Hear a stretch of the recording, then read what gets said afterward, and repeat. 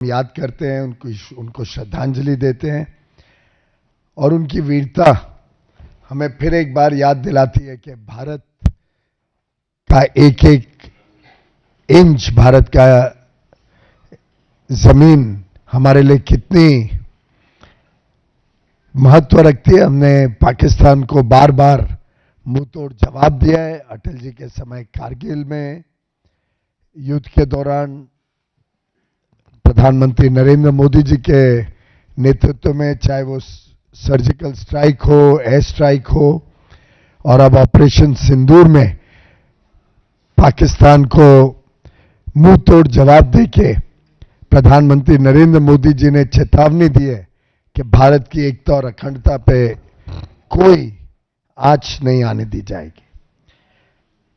आप सब जानते हैं, कल ही माननीय प्रधानमंत्री नरेंद्र मोदी जी के भी सबसे लंबे समय प्रधानमंत्री के रूप में जो कार्यकाल रहा है 4078 डेज का, मैं समझता हूं वो भी एक बहुत बड़ा संदेश है उनकी लोकप्रियता का।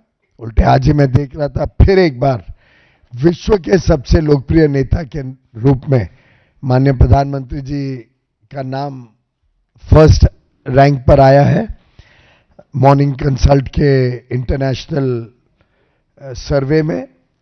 और ये एक जन सेवा का जो यात्रा रही है, जिस प्रकार से निरंतर उन्होंने देशहित और जनहित को अपना मूल्य सिद्धांत माना है, जिस प्रकार से जनता का विश्वास उन्होंने पाया है, जिस प्रकार से निर्णायक नेतृत्व देकर पूरे विश्व में आज उनके प्रति लोगों में विश्वास है। 27 अभी तक उनको अंतर्राष्ट्रीय सम्मान मिल चुके हैं। भारत में वर्षों से अटके हुए विषयों पर उन्होंने सफलता प्राप्त की है, चाहे वो कश्मीर को भारत के साथ और मजबूती से जोड़ना हो 370 और 35 से आर्टिकल समाप्त करके, चाहे वो राम मंदिर का विषय हो, G20 भारत में अच्छी तरीके से नियोजन करना हो, अलग अलग विषयों से माननीय प्रधानमंत्री जी ने भारत और विश्व का दिल जीता है और विश्वास जीता है। उसी कड़ी में परसों प्रधानमंत्री कीथ स्टारमर के साथ माननीय प्रधानमंत्री नरेंद्र मोदी जी ने यूके में उनके समर हाउस चेकर्स में भारत और यूनाइटेड किंगडम के बीच एक फ्री ट्रेड एग्रीमेंट पर मोहर लगाया, हस्ताक्षर हुए। उस दिन दोनों प्रधानमंत्रियों ने स्वीकार किया और अब भारत में तो कैबिनेट अप्रूवल हो चुका है। यूके में पार्लियामेंट्री प्रोसेस के बाद एक game changing free trade agreement जो अपार अवसर लेके भारत के किसानों के लिए, भारत के उद्यमियों के लिए, एमएसएमई सेक्टर के लिए, कामगारों के लिए, युवा युवतियों के लिए, मछुआरों के लिए, हर वर्ग के लिए अलग अलग लाभ, बड़ा लाभ देने का काम करेगा। अभी तक जितने फ्री ट्रेड एग्रीमेंट हुए हैं उसमें सबसे बड़ा, महत्वपूर्ण और comprehensive free trade agreement UK और इंडिया का रहा है। लगभग 30 चैप्टर हैं, नए नए विषय जो पहले भारत अंतर्राष्ट्रीय स्तर पर लोगों के साथ कंधे से कंधा मिलकर चलने से तैयार नहीं होता था, ऐसे विषयों पे हमने मजबूती से और अपने टर्म्स पर, अपने आत्मविश्वास के साथ मजबूती से ये करार किया है। और मैं समझता हूं कि ये आगे आने वाले भारत के अर्थव्यवस्था के लिए एक बहुत बड़ा संदेश लेकर ये फ्री ट्रेड एग्रीमेंट और इसके तहत जो लाभ भारत को मिलेगा वो हम सब आगे आने वाले वर्षों में देखेंगे। एक महत्वपूर्ण बात,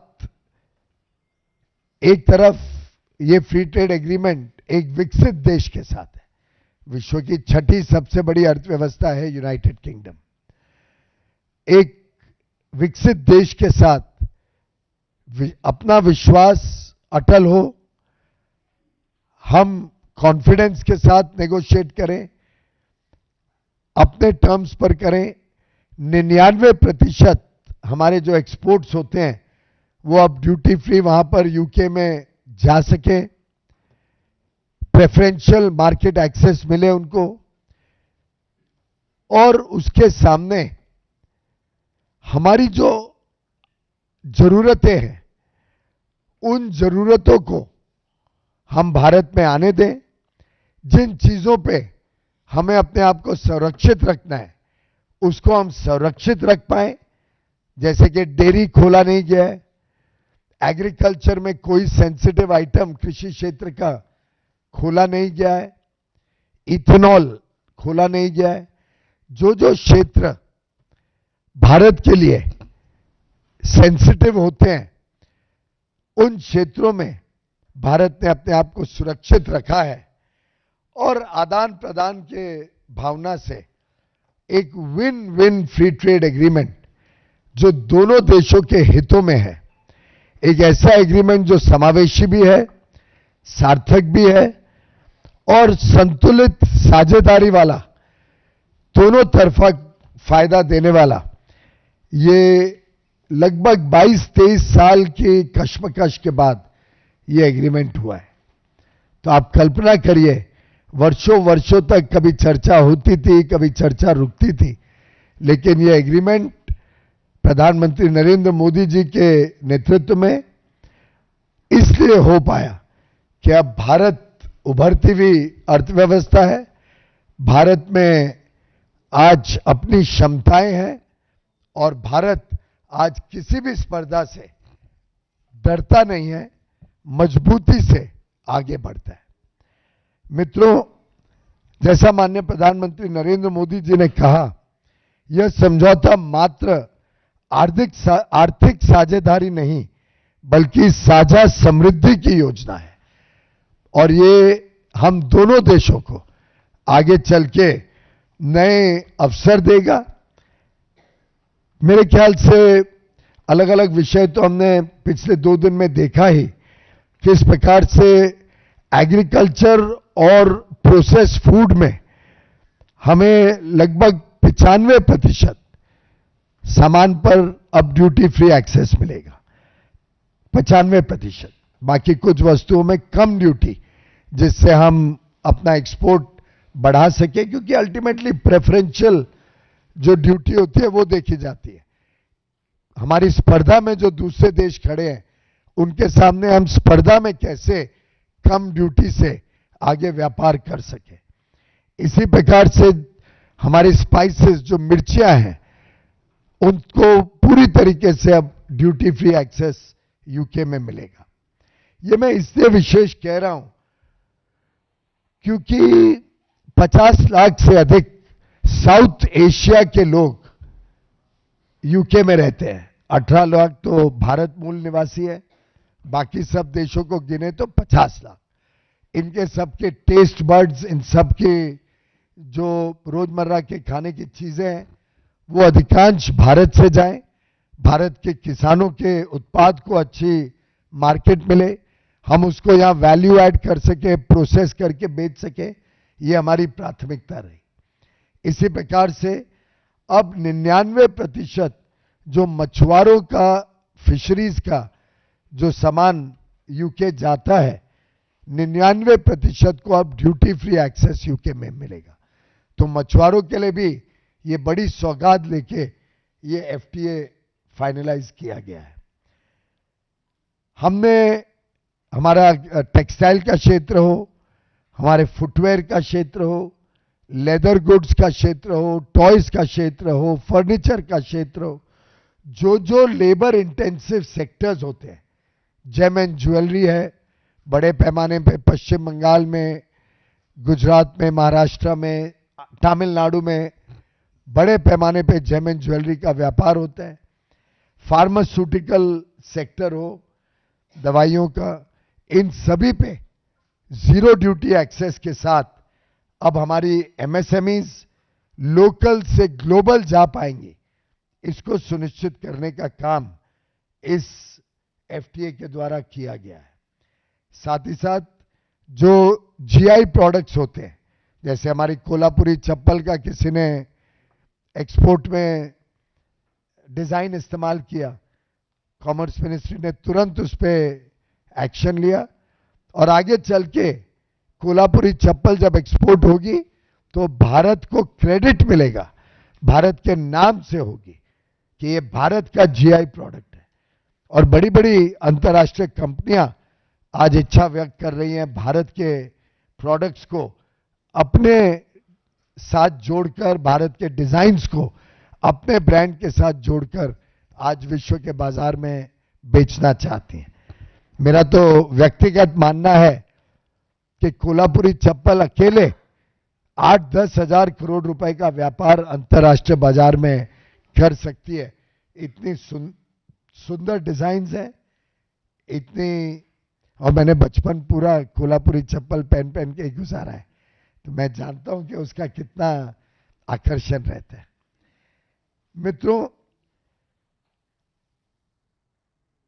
जो भी चीजें साधारणतः हमारे लिए सेंसिटिव रहती हैं, जो हमें डिफेंसिव इंटरेस्ट कहा जाता है, जैसे डेयरी है, डेयरी में रत्ती भर भी कोई प्रोडक्ट खोला नहीं गया, पूरी तरीके से डेयरी को सुरक्षित रखते हुए पुनः एक बार इस एफटीए को फाइनलाइज किया। ऑस्ट्रेलिया में आप जानते हैं डेयरी खोला नहीं गया था, स्विट्जरलैंड, नॉर्वे, लिechtenstein और आइसलैंड और स्विट्जरलैंड वगैरह तो डेयरी में काफी प्रसिद्ध है, लेकिन आपको ध्यान होगा प्रधानमंत्री मोदी जी का स्पष्ट निर्णय था कि डेयरी नहीं खोली जाए, और फिर एक बार यूके में डेयरी को खोला नहीं गया, डेयरी पे ड्यूटी रहेगी और हमारे किसानों को, हमारे एनिमल हस्बेंड्री सेक्टर को प्रोटेक्ट करने का काम फिर एक बार इस एफटीए में भी किया गया। इसी प्रकार से हमने कई सारे राइस, शुगर, कई सारे जो हमारे सेंसिटिव आइटम्स हैं उनको सुरक्षित रखा है। इतना जरूर आप सबके ध्यान में ले आऊं कि हर देश के साथ एफटीए अलग पायदान पे खड़ा होता है। उस देश के उत्पाद को देख के, उस देश से भारत में क्या चीजें आ सकती हैं जो सेंसिटिव है, उसको देख के एफटीए किया जाता है। और जितनी चीजें यूके से भारत में आके हमारे कृषि क्षेत्र को नुकसान पहुंचा सकती थी, उन सबको इस एफटीए से सुरक्षित रखा गया, कोई ड्यूटी कंसेशन नहीं दी गई है। एक बहुत बड़ी उपलब्धि, और मैं आप सबका विशेष ध्यान चाहूंगा, कभी लोग भी ऐसा ही कहते हैं ना, आप सबका विशेष ध्यान चाहूंगा इस बात पर, एक बहुत बड़ी उपलब्धि इस एफटीए की रही है डबल कंट्रीब्यूशन कन्वेंशन एग्रीमेंट। मुझे लगता है अभी तक पूरी तरीके से शायद मेरे मीडिया के मित्रों को इसका लाभ ध्यान में नहीं आया है, पर इसका लाभ सेवा क्षेत्र में बहुत बड़ा होने जा रहा है। भारत अब सर्विसेज एक्सपोर्ट बड़े रूप से कर रही है। आप सब जानते हैं हमारा सर्विसेज एक्सपोर्ट पिछले साल भी 12% से बढ़ा था, 12% ग्रोथ इन सर्विसेज सेक्टर। तेजी से पूरी दुनिया में भारत के लोग काम करने जाते हैं। भारत का सर्विसेज सेक्टर, बिजनेस सर्विसेज हो, फाइनेंशियल सर्विसेज हो, मैनेजमेंट सर्विसेज हो, आईटी सर्विसेज हो, आर्टिफिशियल इंटेलिजेंस का एरिया हो, डिजाइन की सर्विसेज हो, ऐसी अलग अलग सर्विसेज में भारत के युवा युवती बड़े पैमाने पे छोटे समय के लिए अलग अलग देशों में सेवा देने जाते हैं। अनुमान है यूके अकेले में आज लगभग 1 लाख लोग ऐसे शॉर्ट टर्म अपनी सर्विसेज देने के लिए काम कर रहे हैं। ऐसे लोगों का लगभग 25% तनख्वाह का नुकसान हो जाता था, क्योंकि वो यूके की सोशल सिक्योरिटी में पे करना पड़ता था 12.5% एम्प्लॉय को, 12.5% एम्प्लॉयर को। जो नौकरी देता है और जो नौकरी करता है, दोनों 12.5% जैसे हमारे प्रोविडेंट फंड में होता है। और ये 25% जब तक वो व्यक्ति 10 साल वहां काम नहीं करे तब तक उनको वापस नहीं मिलता था। और जो 2-3 साल के लिए, 1 साल के लिए जा रहे हैं, ऐसे लोगों का ये पैसा पूरी तरीके से वेस्ट हो जाता था और 1 साल पूरा होते ही ये 25% कटने लग जाता।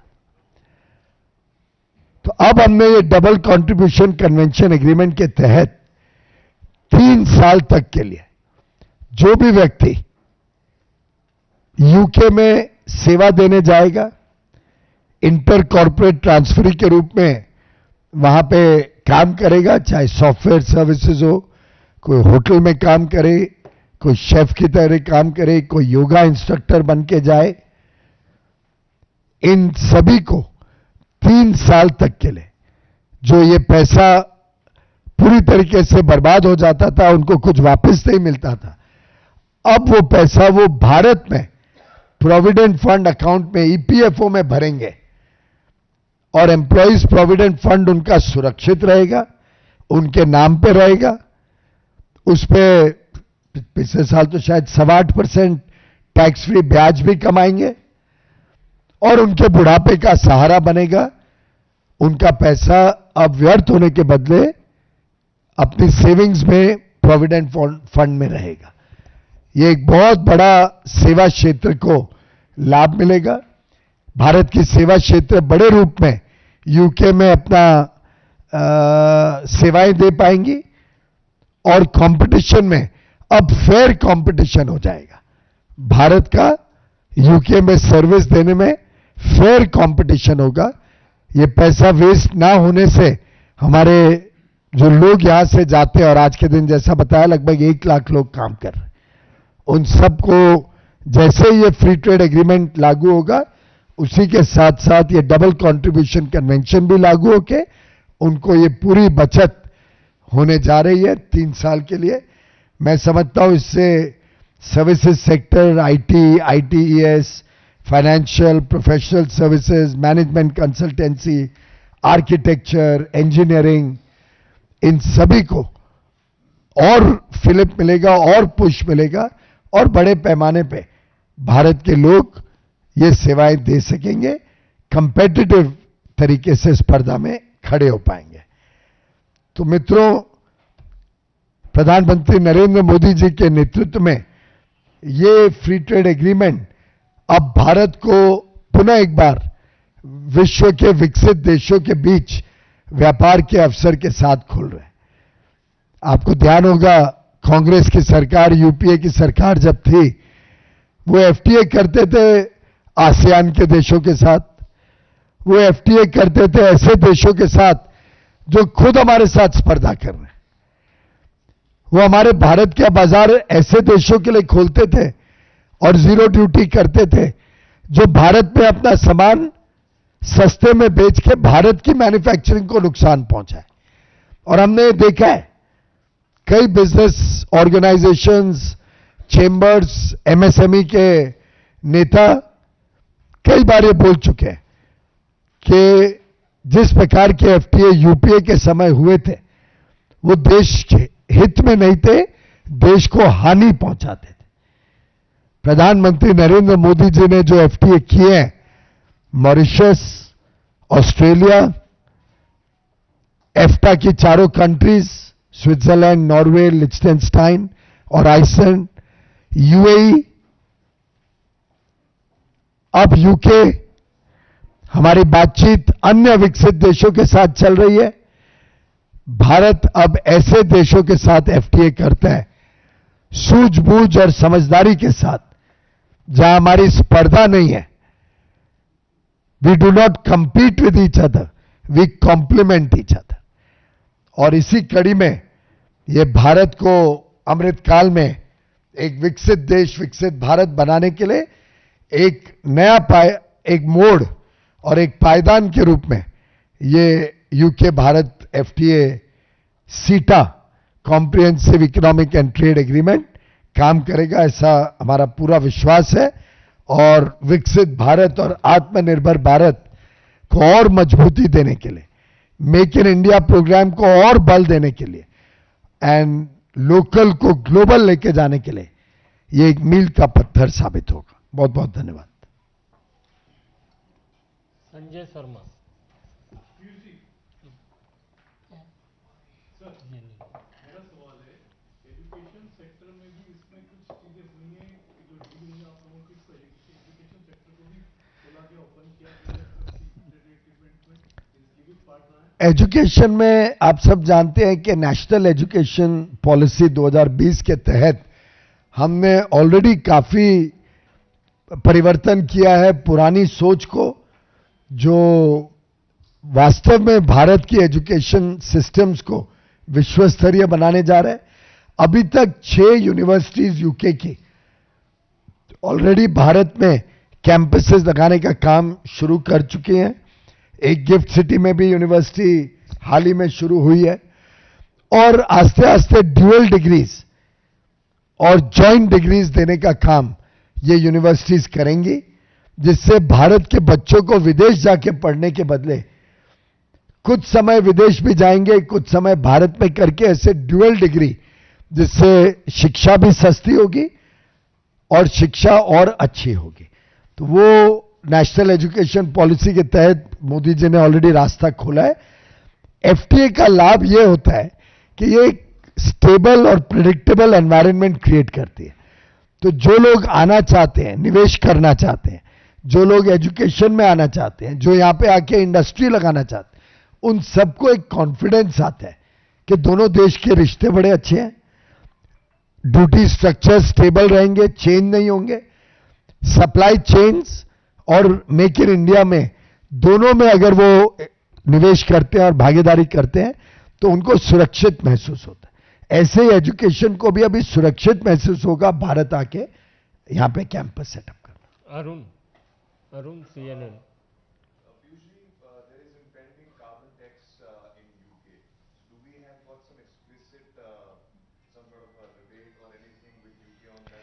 ऐसा है, कार्बन टैक्स बार बार पोस्टपोन होते जा रहा है और कार्बन टैक्स ईयू ने भी अभी तक लगाया नहीं है, यूके तो उसके बाद सोचेगा और जब वो समय आएगा तो भारत कोई कमजोर थोड़ी है, भारत उसका जवाब हिसाब से देगा। जो भी हमारे हितों को या जो भी हमारे ट्रेड पे कोई नॉन टैरिफ बैरियर के रूप में कुछ भी कदम उठाएगा, उसका जवाब फिर हम उसी हिसाब से देंगे। तो मुझे लगता है वो नॉन इश्यू है। मैं पिछले 2 दिन से सब पत्रकार की रिपोर्ट्स पढ़ रहा था और मुझे ध्यान में आया कि कोई और विषय पूरे एफटीए में क्रिटिसाइज करने को मिला नहीं, तो 1-2 अखबार में ये कार्बन बॉर्डर एडजस्टमेंट मैकेनिज्म की बात आई थी। वैसे आपको बता दूं, सीबैम ऑलरेडी यूरोप ही परेशान है, यूरोप की पूरी देश की इंडस्ट्री परेशान है कि सीबैम से यूरोप इतना महंगा हो जाएगा, उनका इंफ्रास्ट्रक्चर, उनका हाउसिंग, उनका कॉस्ट ऑफ लिविंग, उनकी मैन्युफैक्चरिंग कॉस्ट, उनका एक्सपोर्ट, वो सब इतना अफेक्ट होगा कि यूरोप की इंडस्ट्री हमसे ज्यादा परेशान है सीबैम और ये सब रेगुलेशन से। तो मैं जब सीबैम की आलोचना करता हूं और मैं जिस देश में यूरोप में जाता हूं मैं खुलेआम आलोचना करता हूं, तो वहां के लोकल इंडस्ट्री के लोग आके मुझे धन्यवाद देते हैं कि आप हमारे दिल की बात कर रहे हो। तो मुझे ऑलरेडी उन्होंने उसको काफी नचीला भी बना दिया है, उन्होंने काफी लिबरलाइज कर दिया है सीबैम को। और साथ ही साथ भारत तो ऐसा देश है जो बहुत ही पर्यावरण के क्षेत्र में प्रगति तेजी से कर रहा है। हमारे 2030 के टारगेट्स हमने 2025 में ही पूरे कर लिए हैं। तो मुझे लगता है कि हमें इन विषयों से डरना नहीं है और अगर कोई ऐसा विषय भारत के हितों को हर्ट करेगा तो भारत सक्षम है उसका जवाब देने के लिए। कमलेश जी लाइव।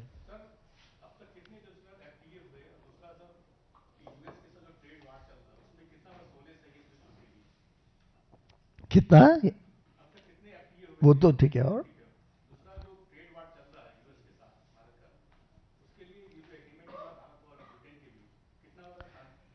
एफटीए तो मैंने अभी बताया कि पहला मॉरिशस हुआ, फिर यूएई, ऑस्ट्रेलिया, उसके बाद एफ्टा के 4 देश, स्विट्जरलैंड, नॉर्वे वगैरह, अब यूके हुआ है। सब विकसित देशों के साथ मोदी जी के सरकार में हुआ है। कांग्रेस की तरह हम आसियान के देशों के साथ एफटीए करें जो हमारे साथ सीधा स्पर्धा में खड़े हैं, वैसा काम नहीं किया हमने। और उसमें भी अगर आप गहराई में जाएंगे तो भारत ने अपनी मार्केट ज्यादा खोली, दूसरे देशों ने अपनी मार्केट नहीं खोली। तो भारत में तो आसियान देशों का सामान ज्यादा आता है, हमारे लोगों के सामान को रोका जाता है। वहां पे उतना एक्सेस नहीं मिलता है जितना हमने खोला है। हमारे जो इंटरेस्ट के आइटम्स हैं उनको वहां पे मार्केट नहीं मिलती है। तो हमारे लिए रीनेगोशिएट कर रहे हैं हम आसियान का भी, उनके साथ भी हम बातचीत कर रहे हैं, भाई इसको बदलिए और ठीक करिए। तो दोनों तरफ से काम चल रहा है। और हमारा तो कोई ट्रेड वॉर किसी के साथ नहीं है। भारत तो एक ऐसा देश है किसी के साथ ट्रेड वॉर नहीं करता। स्मृति काक रामचंद्र।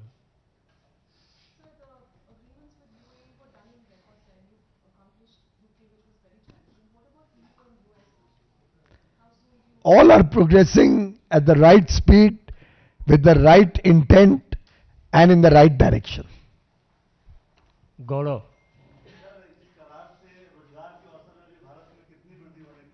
बहुत बड़ी वृद्धि होगी। अब हमारे बिजनेस और एमएसएमई सेक्टर के ऊपर है, हमारे इंडस्ट्री के ऊपर है, हमारे सर्विसेज सेक्टर पे है। सरकार ने दरवाजे खोले हैं। जैसे ही यूके के पार्लियामेंट का अप्रूवल होगा ये इफेक्ट में आ जाएगा और डबल कंट्रीब्यूशन कन्वेंशन भी उसी दिन लागू हो जाएगा। और हमारे टेक्सटाइल क्षेत्र, फुटवेयर, लेदर, हमारे furniture, toys, pharmaceutical, gem and jewellery, food processing, सभी क्षेत्रों को मेरा आह्वान है कि इसको अभी से स्टडी करें, अभी से मार्केट ढूंढें, अभी से बिजनेस डेलीगेशन लेके जाएं, वहां पे संपर्क करें और तैयारी करें कि जैसे ये लागू होता है इसका भरपूर फायदा लेने के लिए अपने आप को तैयार करें, कैपेसिटी बढ़ाएं और वहां पे अपने काउंटर पार्ट्स के साथ, वहां की इंडस्ट्री के साथ संपर्क करके पूरी तैयारी रखें, जिससे काफी बड़े पैमाने पे लाखों लोगों को नया रोजगार मिल सके। ऐसा ये फ्री ट्रेड एग्रीमेंट हुआ। पीयूष।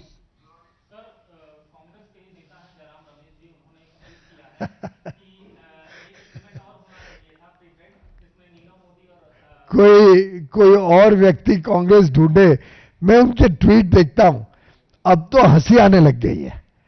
और वैसे उनके ट्वीट को आप लोग भी सीरियसली लेते हैं। मैंने आज तक कोई उनके ट्वीट का जिक्र किधर देखा नहीं है, तो उनको आजकल कोई सीरियस लेता नहीं है।